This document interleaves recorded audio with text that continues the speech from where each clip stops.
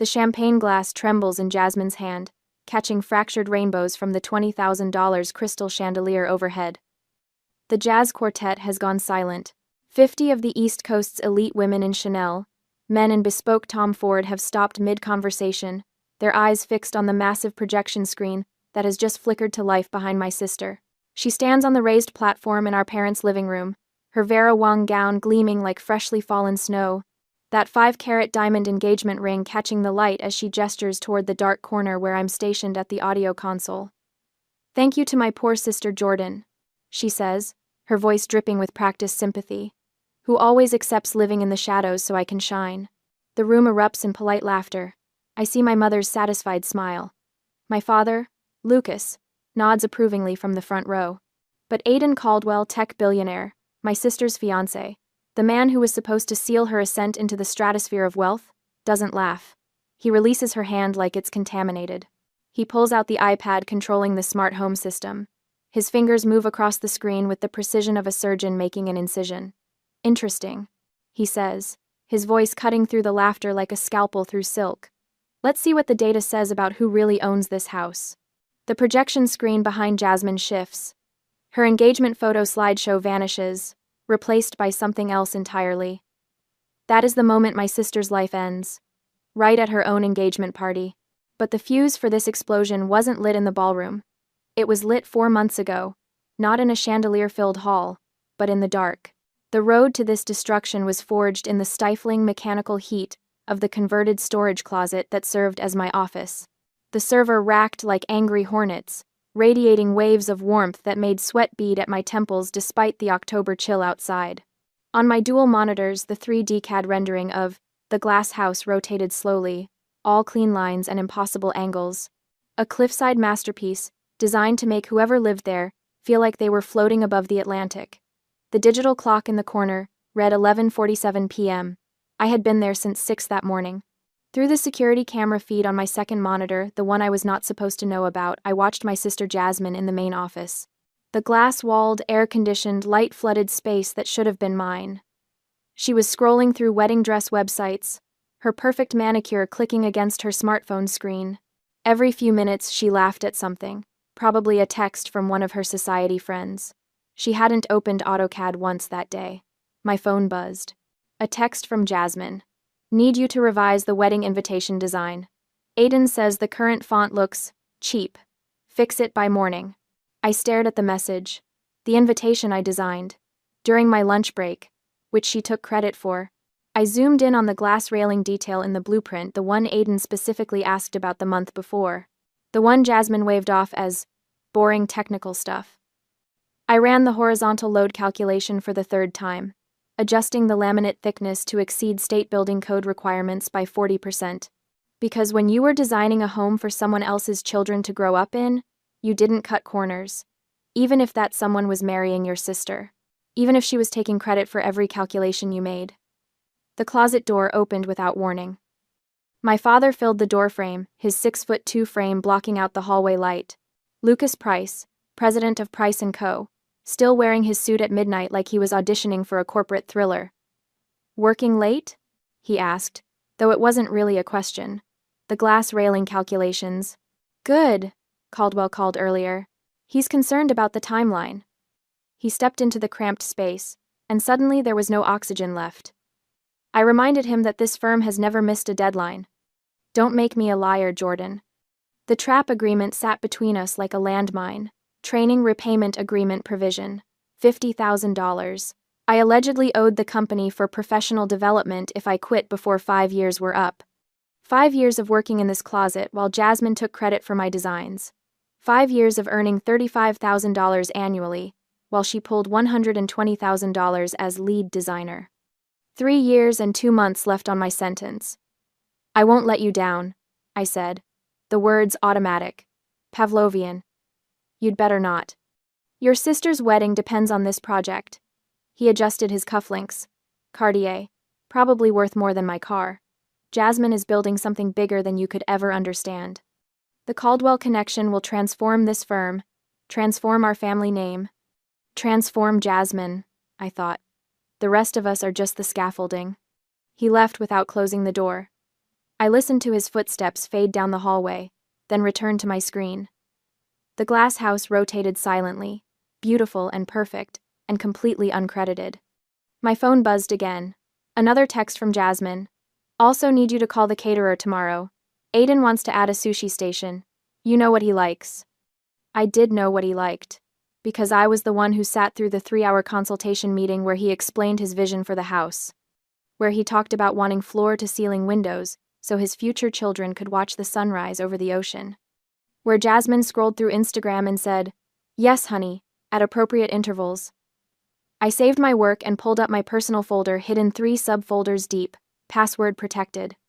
Inside were 73 completed architectural designs, houses I had created in stolen hours between assigned projects. Each one signed, Jordan Price, Architect, in the bottom right corner. In this folder, I existed. I was about to close it when I noticed the file properties. Total hours logged, 1,847. That was 1,847 hours of my life, spent building a career in secret, in a closet, while my sister built her throne in the glass office. The cursor hovered over the delete button. It would have been so easy, erasing the evidence of my own ambition, accepting that Jasmine was the architect and I was just the ghost in the machine. Instead, I created a new folder. Titled it, Evidence. I did not know why yet, just instinct. The following morning, the conference room smelled like expensive coffee and Jasmine's Tom Ford perfume. Aiden Caldwell sat at the head of the table in a charcoal suit that probably cost more than my annual salary, his tablet opened in front of him. My sister perched beside him in a white power suit, her engagement ring prominently displayed every time she gestured. I was tucked in the corner, labeled Technical Assistant on the meeting agenda. My role: take notes, stay silent, provide information only when directly asked. I've been reviewing the structural plans, Aiden said, his finger tracing the glass railing on his tablet screen. This section, the cantilevered deck. Is this safe for small children? What's the horizontal load resistance required by state building code? Jasmine's smile didn't waver. Oh, honey, don't worry about the boring technical details. It looks romantic, and that's what matters. Trust me, I've spent months perfecting the aesthetic. I'm asking about engineering. Aiden's voice was patient, but I caught the edge underneath. What's the load rating? Jasmine's eyes flickered to me for a microsecond, a silent command, but her mouth kept moving. The glass is very strong, top of the line. Jordan handles all the numbers stuff. Disappointment flashed across Aiden's face. It was subtle, just a tightening around his eyes, but I saw it. I had been watching people be disappointed in me my entire life. I recognized the expression. I instinctively leaned forward, unable to watch the firm's reputation crumble. Actually, the railing uses triple laminated tempered glass rated for 500 pounds per linear foot, which exceeds the state requirement of 200 pounds by... Crack. Pain exploded in my shin. Lucas's shoe, slamming into my leg under the table with practiced precision. The kind of strike that didn't leave visible bruises, but sent a clear message. I swallowed the rest of my sentence. What Jordan means? My father said smoothly, his hand on my shoulder in a gesture that looked fatherly but felt like a vice, is that all technical specifications have been verified by our engineering consultant. We have full certification documentation available upon request. Aiden's gaze shifted between me and my father, calculating. I'd like to see those certifications. Email them by the end of day. Of course, Jasmine said brightly, already moving to the next topic. Now, about the master bathroom, I was thinking about Calicut marble. The meeting continued. I sat in silence, my shin throbbing, and typed notes I'd later transform into the certifications Aiden requested. Certifications Jasmine would send under her name. As we were leaving, Aiden stopped beside my chair. Jordan, right? I nodded, not trusting my voice. You know your building codes, he said it casually, but his eyes were sharp. Assessing. She's very thorough with the details, Lucas interjected, steering Aiden toward the door. That's why we keep her on the technical team. Everyone has their role. Aiden glanced back once before he left. I pretended to be absorbed in my laptop. That night, back in my closet office, I opened the evidence folder. Added a new file, meeting, notes, 10 15 txt. I typed. Aiden Caldwell asked about glass railing specifications. Jasmine couldn't answer. I provided technical data. Lucas kicked me to maintain silence. I stared at the words. I wondered what I was doing, who I was doing it for.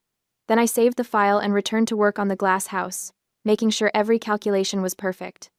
Because even if no one would ever know I designed it, I would know. And I refused to let my sister's incompetence result in someone's child falling through a defective railing. My phone buzzed. Jasmine. Wedding emergency. Need you to call 3 florists and get quotes for peonies. Aiden loves peonies. Due tomorrow. I looked at the clock. 1:23 a.m. I picked up my phone and started making a list of florists to call in the morning. Because that was what ghosts did. We served. We did not speak. Not yet. Time blurred as the project deadline approached. The calendar on the wall mocked me, counting down the days until the deadline, until that night, 2 nights before the engagement party. The instant ramen cups formed a small graveyard around my keyboard, 4 empty ones. Testimony to meals eaten without leaving the closet. My forehead rested against the spacebar, and I was dimly aware that I had been asleep for maybe 20 minutes when the AutoCAD autosave ping jolted me awake. The clock read 2:17 a.m. My neck screamed in protest as I lifted my head. The door opened. Panic flooded my system. Lucas did random checks sometimes, making sure I wasn't wasting company time. I frantically minimized the wedding planner spreadsheet I was working on, unpaid labor for Jasmine, and pulled up the glass house blueprints. But it wasn't my father's cologne that filled the small space. It was something more expensive, more subtle. Aiden Caldwell stood in the doorway wearing a Stanford hoodie and jeans, holding an insulated high-end delivery bag from Matsuhisa. He looked confused, then shocked, then something else I couldn't quite read. Jordan? He looked around the closet, the server racks, the single fluorescent light, the complete absence of windows. What? Where's Jasmine? My mouth had forgotten how to form words. Aiden Caldwell was in my office. At 2 a.m., holding what looked like takeout from a restaurant where dinner for 2 cost $400. She's not here, I managed. But the system alert. He held up his phone, showing the smart home app. The office server activity triggered a notification. I thought. He trailed off, understanding dawning. I thought she was here working on our house. Our house hit different than it should have. Like he was already emotionally invested in the building that existed only in blueprints and my exhausted brain. He set the thermal bag down on the only clear corner of my desk, next to my $2 instant ramen cups. Sushi, he said absently, and truffle fries, kept warm in the insulated bag. The contrast was almost physically painful. Truffle fries and artisan sushi next to preservative-laden noodles. Jasmine told me you didn't know how to use AutoCAD, he said slowly, his eyes on my screen. She said you were just support staff. I didn't respond. Couldn't respond. The fear was still too ingrained. Aiden leaned closer to the screen, and I resisted the urge to minimize it. He was seeing the detailed cross-sections I was working on, the specific safety adjustments he had asked for 3 months prior. The ones Jasmine said were too complicated to implement. He straightened, pulled out his phone, and opened something. The edit logs, he muttered, scrolling. The system tracks every user's time in AutoCAD. My heart hammered against my ribs. 480 hours logged under your account on this project. He looked at me, and there was something dangerous in his expression. Not angry. Colder than that. Jasmine's account shows 2 hours, both spent renaming files. The last active login was 14 weeks ago. The fluorescent light hummed above us. The server racks maintained their angry hornet symphony. I waited for the world to end. Instead, Aiden sat down on the floor, just dropped into a cross-legged position like this cramped closet was his meditation space. He opened the thermal bag and pulled out a container of sashimi. When was the last time you ate something that didn't come from a microwave? He asked. I don't know. He held out the container. Eat. Then tell me what the hell is going on. I should have refused. Should have maintained the illusion. But I was so tired, and the tuna belly looked like jewels, and something in Aiden's expression said he already knew the truth anyway. I took the container. The first bite made me want to cry. She's at Avalon, I said quietly. The club downtown. Bottle service with her friends. Aiden's jaw tightened. While I thought she was here working on our future home. She does this a lot. The words tumbled out before I could stop them. She has me log into her laptop remotely and move the mouse every 20 minutes so the system shows activity. Makes it look like she's working late. Jesus Christ. He scrubbed his hand through his hair. What else? And maybe it was exhaustion, or maybe it was the fact that someone was finally asking. But I told him. The trap agreement, the stolen trust fund, the wedding planning I did unpaid. The meeting where Lucas kicked me for speaking up, the 4 years of designing buildings that would have Jasmine's signature in the corner. Aiden listened without interrupting. His expression got progressively more glacial. When I finished, he was quiet for a long moment. Then, I came here because I thought I was marrying someone dedicated to building beautiful things. Someone who understands that architecture is about creating spaces where people build their lives. He looked at the screen, at my blueprints. I thought I was marrying an architect. Jasmine is a fraud, he said it clinically, like diagnosing a software bug. And I'm an idiot who was so caught up in the aesthetics that I didn't check the source code. He stood, pulling out his phone. I need you to help me run a forensic audit. Every project file, every financial transaction, every communication log. Can you do that? If Lucas finds out, your father's trap agreement is worth less than the paper it's printed on. My legal team will shred it in about 48 hours. Pro bono. He met my eyes. I will not marry a fraud, Jordan, and I will not let your family trap you in this closet for another 3 years. Help me compile the evidence, and I'll set you free. Freedom. The word sounded foreign. Impossible. What's the catch? I asked. No catch. Just one condition. I need the absolute truth. Every file, every discrepancy, everything they've stolen from you. Can you do that without your fear getting in the way? I thought about the evidence folder buried in my hard drive. The meeting notes, the work logs. 4 years of documentation I'd been keeping without knowing why. I can do that, I said. Aiden extended his hand. Not for a handshake for my phone. Give me your number. We'll coordinate through a secure VPN. Nothing they can trace. I handed over my phone. I watched him type his contact information. When he handed it back, his name was listed as technical consultant in my contacts. Innocuous. Smart. 48 hours, he said, heading for the door. Then we burn it all down. After he left, I sat in the silence of my closet office, holding a container of $80 sushi, and let myself imagine what freedom might look like.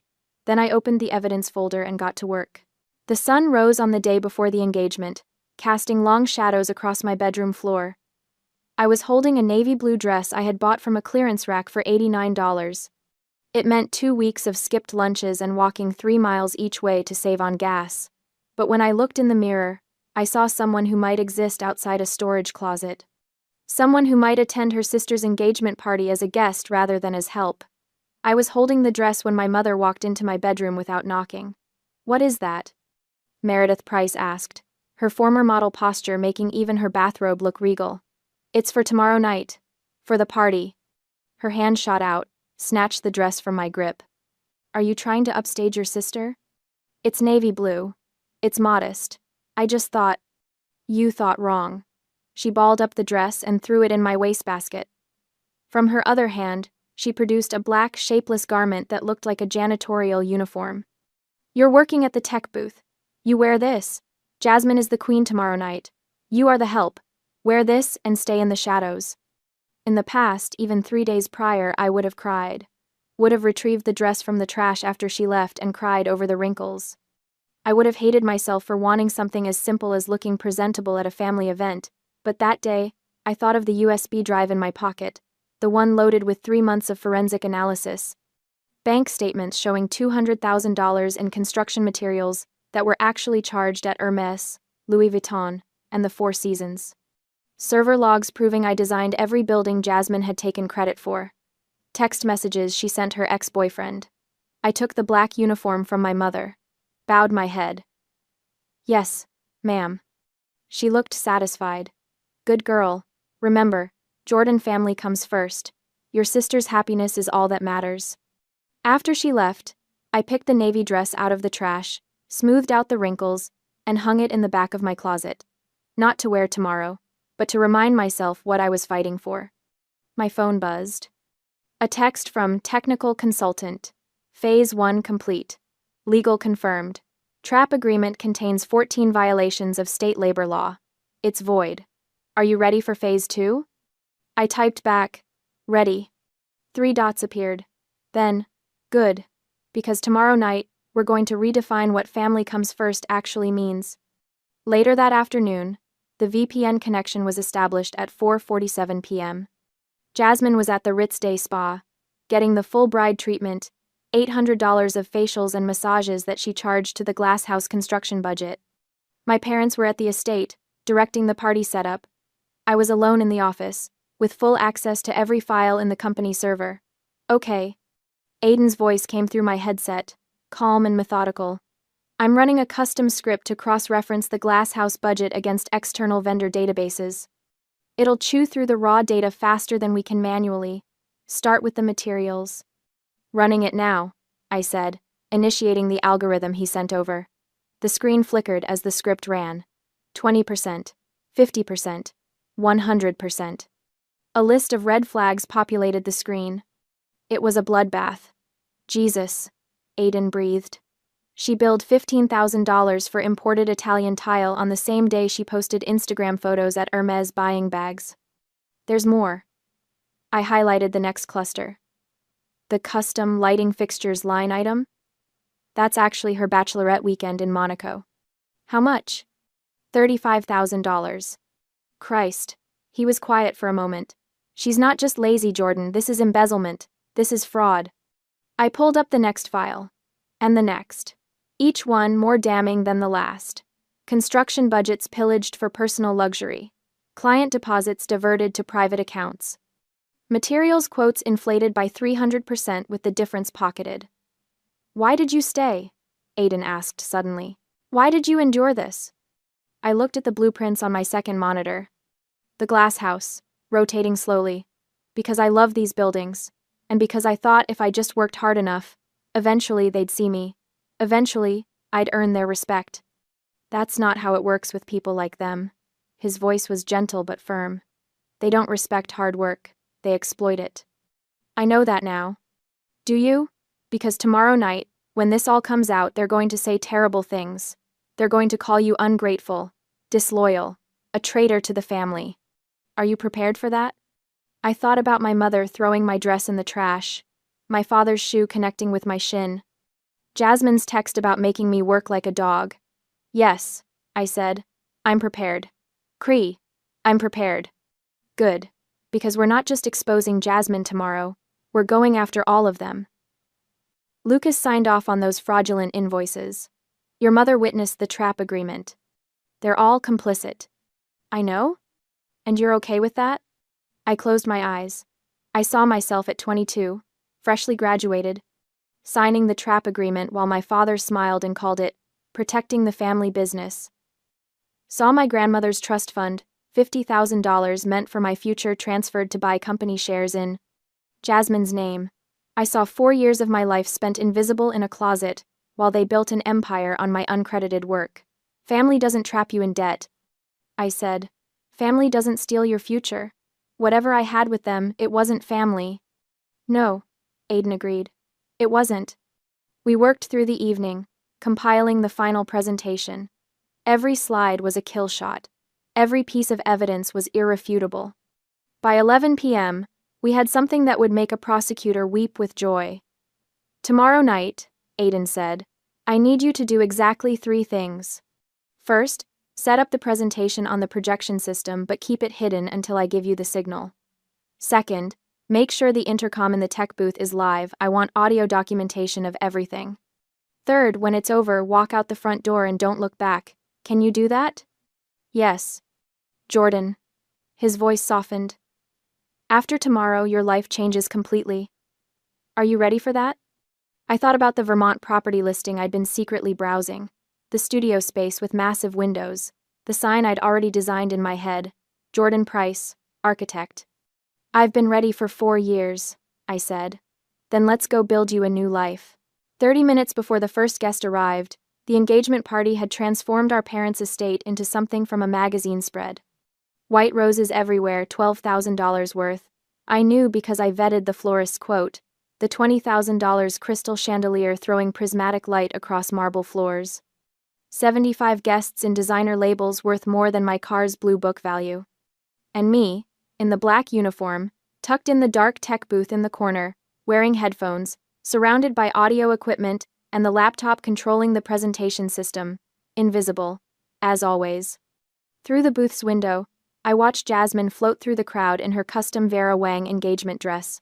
White silk, off-shoulder, the kind of dress that cost more than I earned in 6 months.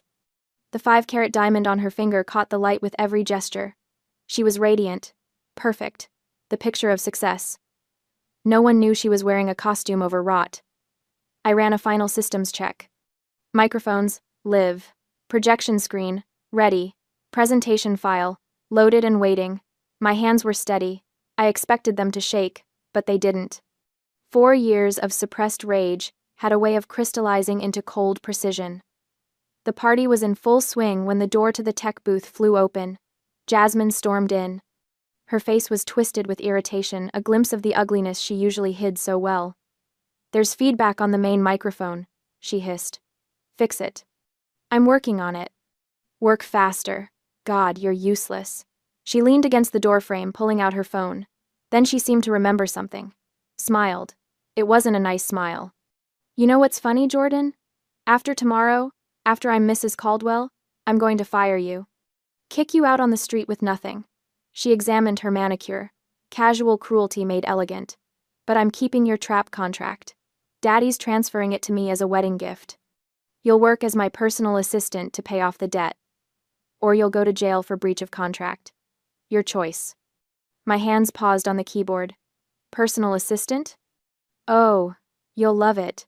Picking up my dry cleaning, scheduling my hair appointments, making sure my coffee is the right temperature. All the things you're actually qualified for. She stepped closer, her voice dropping to a whisper. "You'll spend the rest of your life in my shadow, where you belong. And if you ever try to speak up, ever try to claim credit for anything, I'll destroy you. I'll tell everyone you're a jealous, delusional liar who tried to sabotage your own sister's happiness." She was close enough now that I could smell her perfume, see the cruel satisfaction in her eyes. "You'll rot in that closet until I don't need you anymore. Then you'll rot somewhere worse. Because you're nothing, Jordan. You've always been nothing. And nothing is all you'll ever be." She didn't know 3 things. The intercom system was live. Every word was being recorded. Aiden was in the VIP lounge with an earpiece, hearing everything, and I stopped being afraid approximately 48 hours prior. I looked up at her, met her eyes directly for the first time in years. "Happy engagement, Jasmine. I hope you like my gift." Confusion flickered across her face. "What gift?" "You'll see." She stared at me for another moment, then scoffed and left. Through the window, I watched her rejoin Aiden on the platform, instantly transforming back into the radiant bride-to-be. But Aiden's body language had changed. He stood a meter apart from her instead of close, didn't take her hand when she reached for his. His face was a mask of professional courtesy covering something arctic underneath. My phone buzzed. A text from technical consultant. "Heard every word. She's done. Stand by for my signal." I put on my headphones, pulled up the presentation file, and waited for the moment that would change everything. Through the window, I saw the jazz quartet positioning for Jasmine's toast. The guests gathered with champagne glasses. My parents stood proud and satisfied in the front row. They had no idea the floor was about to drop out from under them. My finger hovered over the enter key. Showtime. And now, we are back at the beginning. Time 0. Jasmine ascends the platform like she's mounting a throne. The chandelier above her creates a halo effect, angelic, ethereal, exactly the image she spent 29 years cultivating. She raises her champagne glass, and the crowd falls silent in that expectant way that means someone important is about to speak. "Thank you all for coming tonight." She begins, her voice clear and confident. "This has been such an incredible journey, and I'm so grateful to share this moment with the people who've supported me." She pauses for effect, then turns toward my dark corner. Especially my sister Jordan, who's always accepted her place in the shadows so I can shine. It takes a special kind of person to be satisfied with so little, to never want more than what they're given. Thank you, Jordan, for being that person. The room laughs. Polite, condescending laughter. My mother dabs at her eyes like Jasmine just delivered a touching tribute instead of a public humiliation. Lucas nods approvingly. But Aiden doesn't laugh. He releases Jasmine's hand. She has to grab at air when she reaches for him again. He pulls out the iPad controlling the smart home system, his face absolutely neutral. It's the expression I imagine he wears during hostile takeover negotiations. Interesting, he says into the microphone, his voice cutting through the laughter like a blade through silk. Let's see what the data says about who really deserves to shine. He looks toward the tech booth, makes direct eye contact with me through the window. I press enter. On my control monitor, the feed changes. I know the massive 100-inch screen behind Jasmine is mirroring exactly what I see. Her carefully curated engagement slideshow, professional photos of the happy couple, romantic shots at sunset, images of them touring their future home vanishes. Replaced by something else entirely. Slide 1. Work logs, the Glass House Project. Jordan Price, 480 hours logged. Jasmine Price, 2 hours logged last active. 14 weeks ago. File renaming operations only. The room goes quiet, not the expectant quiet from before. Something heavier. That's just technical back-end stuff. Jasmine says quickly, her voice faltering. Jordan handles the boring computer work while I focus on the actual design. Aiden clicks to the next slide. Slide 2. Text message exchange. Between Jasmine Price and Marcus Vance, September 3rd. Jasmine. Aiden is boring but loaded. Once we're married, I'm taking his black card and shopping until I drop. Jordan will have to work like a dog so I can relax. Marcus. Cold-blooded. I love it. Jasmine. The best part? I'm making Jordan work as my personal slave after the wedding. She's so pathetic she'll actually do it. The crowd's murmur is no longer polite. It's a shock, disgust, the sound of social standing crumbling in real time. Jasmine's face has gone white. That's fake. That's someone doctored those texts. Aiden, honey, you know I would never. Next slide, Aiden says coldly. Slide 3. Financial records. Glass house construction budget. Material discrepancies. $15,000 imported Italian tile. Actual. Hermes bags. September 15th. $35,000 custom lighting fixtures. Actual. Monaco bachelorette trip. October 2nd. $28,000 architectural consultation fees. Actual. 4 seasons. Spa packages. Multiple dates. $47,000 premium hardwood flooring. Actual. Cartier jewelry. August 30th. Total misappropriated funds. $200,000. The champagne glass slips from Jasmine's hand.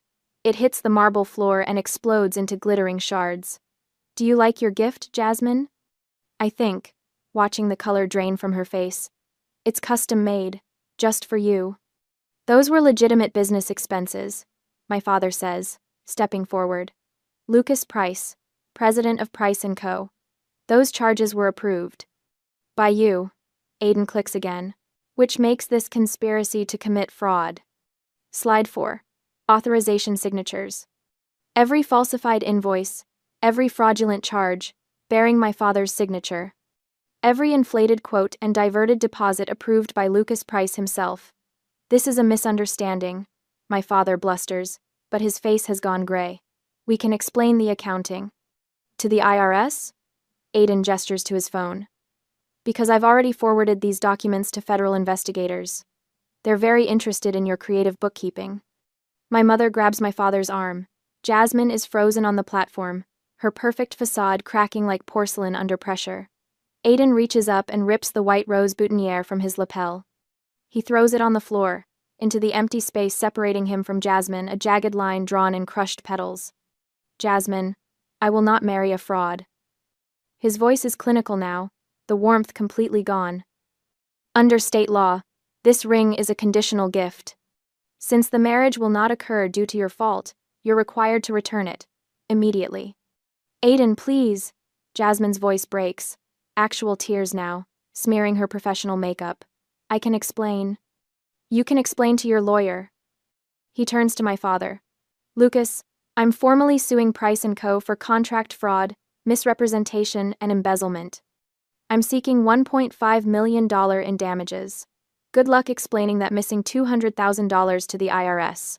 The file was automatically forwarded when I activated this presentation. My father's face transforms from gray to crimson. You arrogant. You can't just. We have contracts. Legal protections. Your contracts are built on fraud. They're worthless. Aiden's voice could freeze nitrogen. And speaking of worthless contracts, he turns toward the tech booth. Toward me. Jordan Price. I've purchased your trap agreement debt from your father for $1. As of 6 p.m. today, that contract is void. I've also transferred $240,000 to your personal account back payment for 480 hours of architectural work at the industry standard rate of $500 per hour. You are free. The room spins.